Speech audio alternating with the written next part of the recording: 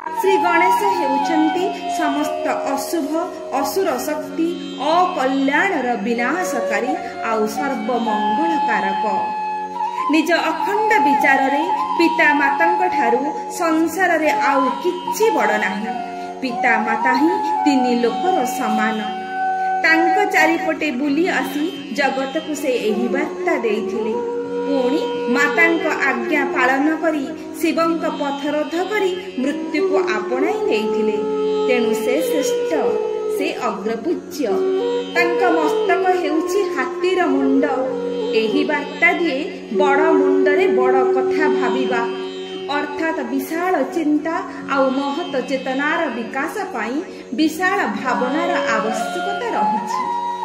दुईटी छोट आखि अर्थात प्रत्येक विषय को सूक्ष्माति सूक्ष्म भावरे ध्यानर सह निरीक्षण करिबा, जहा द्वारा व्यक्ति केबे भी पथभ्रष्ट हेबो नाही।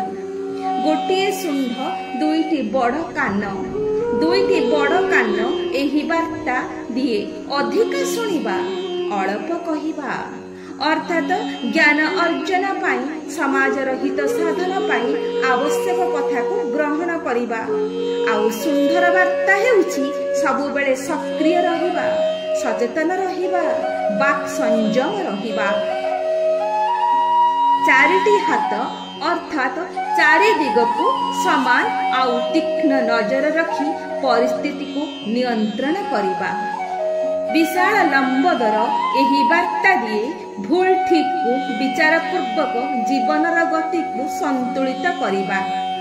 हातरे थिबा मोदक साधनार फल जे सुंदर सुचाइला बेले पाद तले लडू एही वार्ता दियंती समस्त इच्छा को संयम करिबा। आउ बाहन भावरे मूषा को ग्रहण करी एही वार्ता दियंती मूषा परी खल आउ क्षतिकारक इंद्रिय मानंकु नियंत्रण रे रखिबा। पुणी श्री गणेशंकर अन्य नाम एकदंत अर्थात समाज कल्याण पाई त्याग। पुराण अनुसारे विशाल महाभारत को रचना करिबा पाई व्यासदेव श्री गणेशंकर सहायता लोड़िले। श्री गणेश मध्य अविश्रांत भावरे महाभारत लेखि चलिले। 3 वर्ष समय लागिथिला महाभारत शेष करिबा पाई। महाकाव्य महाभारत लेखिबा बेले हठात लेखनी भांगी जाइथिला। एही समय रे श्री गणेश समय नष्ट न करी लेखा जारी रखिबा पाई निजर गोटिए दांत को भांगी देई सेइतिरे लेखा संपूर्ण करिथिले।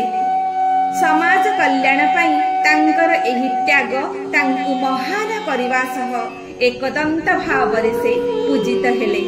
तेणु अग्रपूज्य सिद्धिदाता विद्यादाता विघ्न विनाशकंक आशीर्वाद प्राप्ति पाई भक्तटी आकुल भावरे प्रार्थना करे। वक्रतुंड महाकाय सूर्यकोटि समप्रभ निर्विघ्नं कुरु मे देव सर्वकार्येषु सर्वदा।